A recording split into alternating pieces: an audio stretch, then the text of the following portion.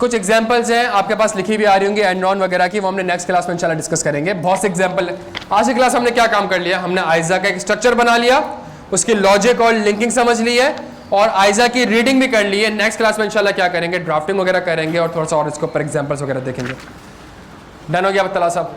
अच्छा, जितना मैं पढ़ूंगा उतना ही पढ़ना है हमने, उसके अलावा आप लोगों ने कुछ और पढ़ने की ज़रूरत नहीं। अच्छा, Why IASB required the auditor to obtain sufficient appropriate audit evidence regarding the related parties?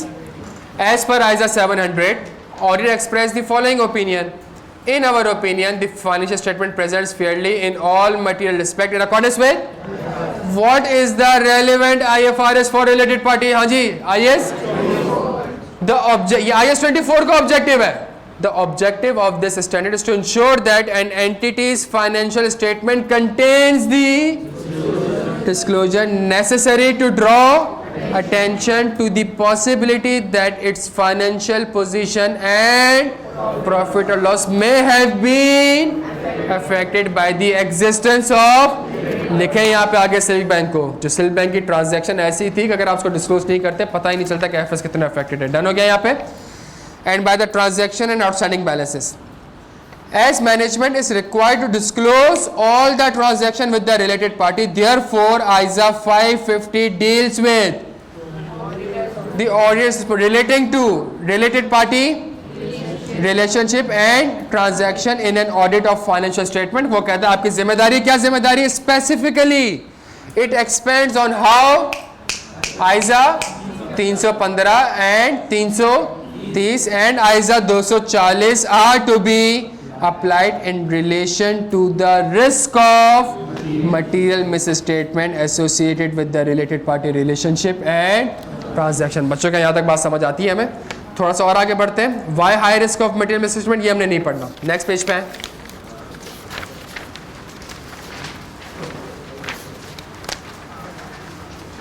Definitions हमने नहीं पढ़नी अभी। डन हो गया? नीचे आपको लिखा हुआ होगा ऑब्जेक्टिव। आइजा 550 के दो ही ऑब्जेक्टिव हैं। पहला objective to obtain an understanding of the related party relationship and, देखते रहिएगा यहाँ पे, to obtain an understanding of the related party relationship and to identify fraud risk factor if any arising from the related party relationship and transaction that are relevant to the identification and assessment of the risk of material misstatement due to fraud. ये word समझ आ रहा है? Identify and assess the risk of material misstatement. इसको identify करने के लिए मुझे क्या करना पड़ता है? Obtain and understanding. किस चीज़ की अंडरस्टैंडिंग? Related party. अगर आप यूँ सोचें तो पहला पैराग्राफ पूरा ऑटोमेटिकली आपको याद हो चुका है, तब आपको रट्टा लगाने की इस तरह ज़रूरत नहीं पड़ेगी, आपको लॉजिकली पता होगा कि पहला ऑब्जेक्टिव मेरा क्या है, मेरा रिस्क आइडेंटिफाई करना है।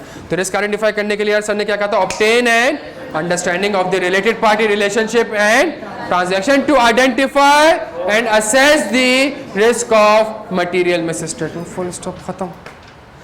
लॉजिक पता होगी तो याद रहेंगी चीज़ें प्यारे बच्चे। सिर्फ याद कर लोगे, जैसा अभी थोड़ी देर पहले किया था, हालांकि ये जो हमने थोड़ी देर पहले भी लिखा था इसके पीछे एक सिल्क बैंक की एग्जाम्पल बहुत कुछ समझा था। आपका ज़मीर ही कभी मुतमईन नहीं होगा कि आप पढ़ने क्या है प्यारे बच्चों। यहाँ तक बात समझ आती है? Second objective to obtain, sense बनता है मुझे क्या वो बताएगा। मतलब ऐसा हो सकता है कि आइजा और पहला ऑब्जेक्टिव रिस्क पे छोड़ दे, ऐसा हो सकता है कि वो कहे रिलेटेड पार्टी के ऊपर रिस्क आइडेंटिफाई करो, है नहीं। अगला काम टू ऑब्टेन सफिशिएंट एप्रोप्रिएट, और किस चीज के ऊपर sufficient appropriate audit? Whether related party relationship and transaction have been, जल्दी देखते रहे, have been appropriately identified, account for and in accordance with the framework. मैं वैसे सफिशिएंट एप्रोप्रिएट ऑडिट एविडेंस किस चीज के ऊपर लेता हूँ? क्या फाइनेंशियल स्टेटमेंट आईएफआरएस के हिसाब से है? तो आईएफआरएस कहता क्या है? आइडेंटिफाई करो, अकाउंट फॉर करो एंड तो to obtain sufficient appropriate audit evidence के क्या RP transaction identify, account for and disclose. तो याद ऑटोमेटिकली हो जाएंगे अगर लॉजिक पता होगी तो। आप समझ रहे हैं? याद आपको ऑटोमेटिकली हो जानी है चीज़ें जब लॉजिक पता होगी। चलिए जी, दो ऑब्जेक्टिव क्लियर है प्यारे बच्चों।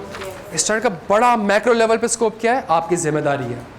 ऑब्जेक्टिव क्या दो जिम्मेदारी है? पहला रिस्क आइडेंटिफाई करना, दूसरा उसके अगेंस्ट ऑडिट प्रोसीजर परफॉर्म करना। चलिए जी, आ जाए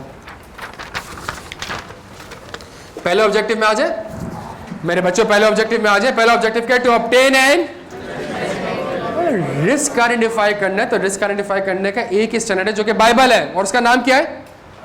आइजा 300, पूरा 315 ही रिप्रोड्यूस हो रहा है नीचे, और कुछ नहीं हो रहा, बस जगह जगह पे आरपी का वर्ड कर दिया है उसने, और कुछ नहीं करा है प्यारे बच्चों। ऑब्टेन एंड एंटिटी नहीं, एनवायरमेंट नहीं, किस चीज की? Related party relationship and. अच्छा, पहला सवाल, who is responsible to prepare FS in accordance with IFRS? तो जब मैनेजमेंट जिम्मेदार है तो रिस्क भी आइडेंटिफाई करना है, तो इंक्वायरी किससे करूंगा? Yes, if management is responsible, then obtain an understanding of the related party relationship and transaction. The audit shall made inquiries with the management. पहली inquiry, the identity of the entities related party, including changes from the, देखते रहेगा, the identity या name of the related party. दूसरा, the nature of the relationship between the entity and these related parties. And तीसरा, whether the entity entered into any transaction with these related parties during the period. उनके साथ क्या transaction करी, क्या ये बात समझ आती है प्यारे बच्चों? Identity, relationship and transaction. As management is also responsible for the design and implementation of internal control, therefore audit shall also inquire with the management to obtain the understanding of the entity and its environment, including its internal. तब internal control की मैंने understanding लेनी है. Identify, account for and disclose the RP transaction in accordance with. AFRF का मतलब होता है applicable financial reporting framework. हर मुल्क का, मैं जब यूके में काम करता था वहाँ पे आईएफआरएस नहीं होता था, वहाँ पे यूके गैप होता था. जब मैं इंडिया की सब्सिडरी को ऑडिट कर रहा था तो वहाँ पे उसका अकाउंटिंग स्टैंडर्ड जो थे वो इंडियन अकाउंटिंग स्टैंडर्ड थे. जब मैंने इंडोनेशिया में डेलॉयट की फाइल को रिव्यू किया था तो वहाँ पे इंडोनेशियन के अकाउंटिंग स्टैंडर्ड्स अप्लाई हो रहे होते थे. ये बात आपके समझ आती है? तो उस मुल्क का एप्लीकेबल फाइनेंशियल रिपोर्टिंग फ्रेमवर्क है. हमारे यहाँ क्या है? तो ये आप एएफआरएफ की जगह आईएफआरएस करते हैं, कोई मसले वाली बात नहीं. डन हो गया?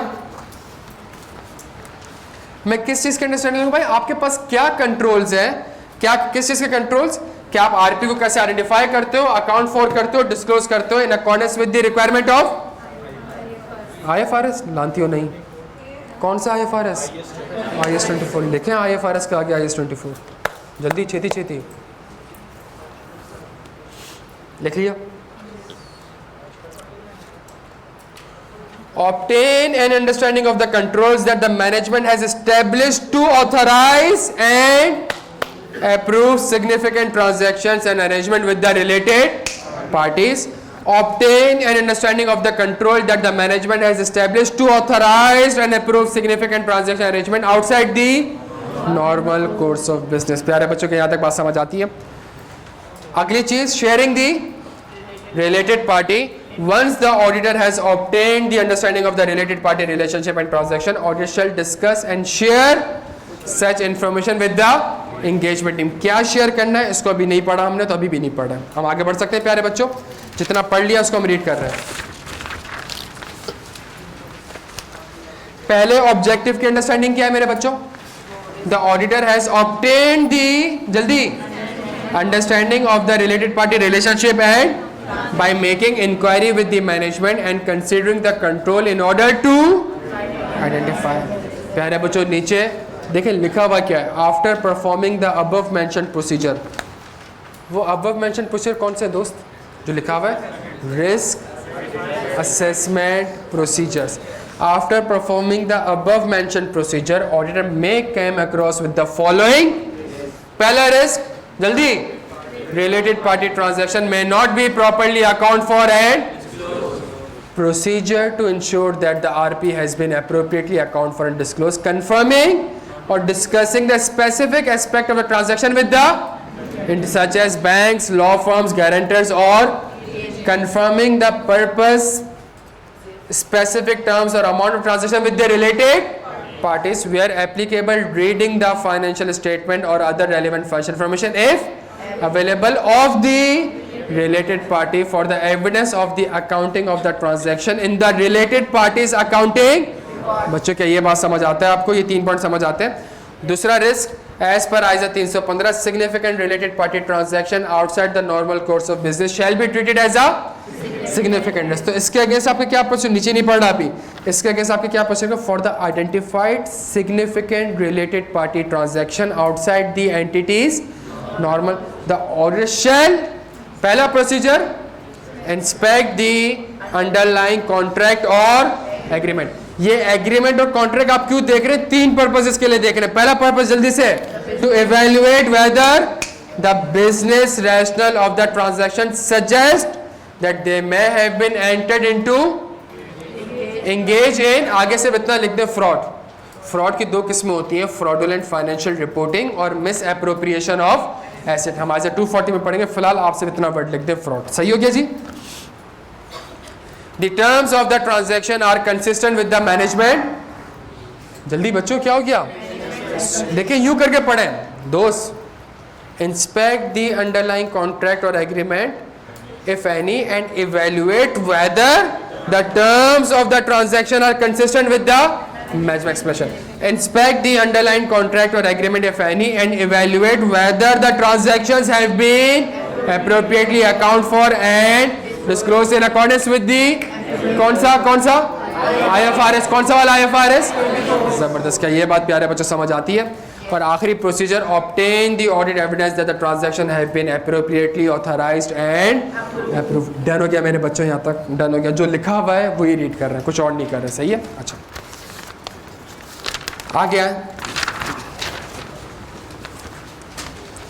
अगला रिस्क आ रहा है, there is a significant risk due to, ये नहीं पढ़ा, फ्रॉड। हालांकि देखिए लिखा हुआ क्या है, 1 लाइन के प्रोसीजर लिखे हुए हैं, बट चूंकि फ्रॉड ही नहीं पढ़ा तो इसको नहीं पढ़ेंगे। जब तक हम फ्रॉड नहीं पढ़ लेंगे तब तक हम इस चीज को नहीं पढ़ेंगे।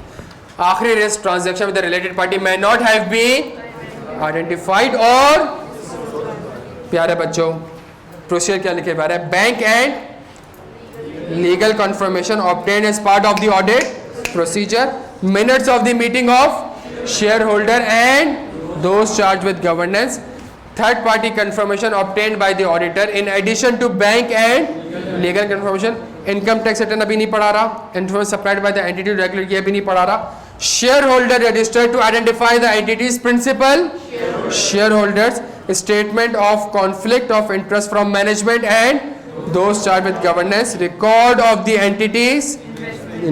क्या ये बात समझ आती है? आपने इन्वेस्टमेंट रजिस्टर देख लिया, आपने शेयर होल्डर रजिस्टर देख लिया, आपने कंफर्मेशन देख लिया, आपने इनवॉइसेस वगैरह देखी। 3-4 प्रोसीजर और हैं जो कि अभी हमने सारे नहीं पढ़े। डन हो गया प्यारे बच्चों यहाँ तक? अच्छा जी, नेक्स्ट पेज पे है। अगर आप ये काम करते हैं, हाँ जी, अगर आप ये काम, कौन सा काम करते हैं? कौन सा काम करते हैं? Audit procedure. कौन से वाले audit procedure? New related party को आइडेंटिफाई करते। तो एक सिचुएशन अराइज हो सकती है, कौन सी situation?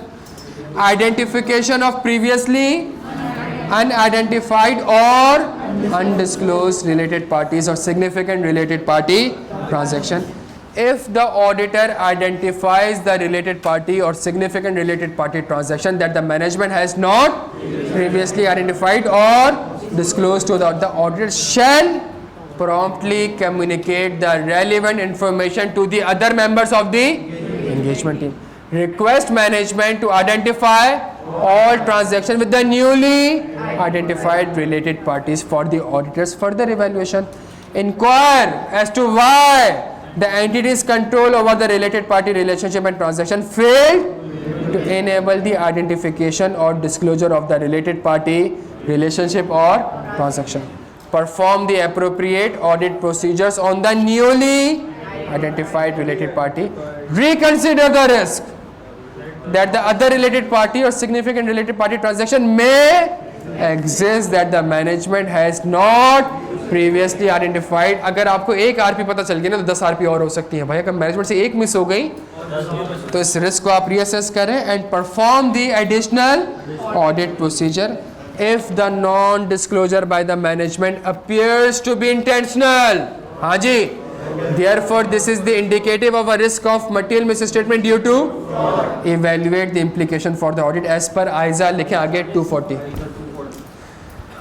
Tips for students, procedure mentioned above are those procedures that auditor has already performed in objective 1, obtain an understanding of the related party relationship and transaction. प्यारे बच्चों, अब कुछ ज़मीर आपका मुतमईन हो रहा है, अब कुछ समझ आ रहा है कि हमारा आइज़ा है क्या, किस तरीके से हमारे आइज़ास बनते हैं, किस तरीके से स्ट्रक्चर आता है। कौन सी रिक्वायरमेंट कब आती है, किसकी क्या लॉजिक है, सारा काम क्यों करना है, सेंस बनता है। आप वापस ऑब्जेक्टिव 1 में जा रहे हो, जो कुछ ऑब्जेक्टिव 1 में लिखा हुआ है आपको सारा वापस से परफॉर्म करना होगा। मैं एग्री करता हूँ कुछ वर्ड्स हैं जिसके ऊपर हमने मेहनत करनी है, outside the normal course of business और मेहनत करनी है हमने, सही है। इन क्वेश्चन में कुछ जगह लिखा होगा बैंक और लीगल कंफर्मेशन से न्यू रिलेटेड पार्टी कैसे आइडेंटिफाई हो जाती है, बहुत से बच्चों का सवाल होगा, मुझे पता है प्यारे बच्चों, तो सारी चीज़ें हैं। लेकिन क्या आपको आज की क्लास में आइजा 550 का एक स्ट्रक्चर समझ आ गया प्यारे बच्चों, एक स्ट्रक्चर समझ आ गया? क्या आपको ये पता चल गया कि हमने ये आइजा बनाया कैसे और इस आइजा को पढ़ना कैसे? इस आइजा का सबसे बड़ा मसला क्या है पता है, मैं आपको गारंटी के साथ कह सकता हूँ, नेक्स्ट क्लास चैलेंज है मेरा, थ्योरी बेस्ड क्वेश्चन दूंगा कैफ का, आप गलत करोगे। मैं आपसे हल्फन ये कहूँगा कि हैंड आउट और नेक्स्ट क्लास में किताब भी मिल जाएगी, किताब सामने रखो, आप किताब को साइड में कर दोगे। आप अब तक चिल्ला रहे हो किताब कब मिलेगी, और नेक्स्ट क्लास में आपको किताब मिलेगी, आप किताब साइड में रख दोगे, आपको कोई फायदा ही नहीं है। थ्योरी में सिनेरियो की तो बात ही नहीं कर रहा मैं, अल्लाह की कसम मैं बात किसकी कर रहा हूँ, एक फकिंग थ्योरी बेस्ड क्वेश्चन, एक लाइन का 7 नंबर का सवाल, और आप बोलोगे मैं कहूँगा थ्योरी बेस्ड क्वेश्चन है, आप कहोगे हाँ है, मैं कहूँ किताब, आप नहीं देखोगे किताब। आप समझ आ रही है आपको? नेक्स्ट क्लास देखें, आरपी का सेट एक मुश्किल स्टैंडर्ड है। अच्छा मैं आपको एक बता दूं मेरी अप्रोच क्या होती है, जो मुश्किल स्टैंडर्ड होता है मैं पहले पढ़ा देता हूँ ताकि एंड में हम चिल करें थोड़ा सा, सही है, एंड में चिल करें, पार्टी करें, सही है। हम मुश्किल स्टैंडर्ड क्या करते हैं, हम कोशिश करते हैं मुश्किल स्टैंडर्ड्स को हम स्टार्टिंग में कवर कर लेते हैं। कन्फर्मेशन एक मुश्किल स्टैंडर्ड है, रिलेटेड पार्टी, और उसके बाद हम पास्ट पेपर्स देखेंगे तो इसमें मुश्किल सवाल है, सही, सिनेरियो बेस्ड क्वेश्चन है।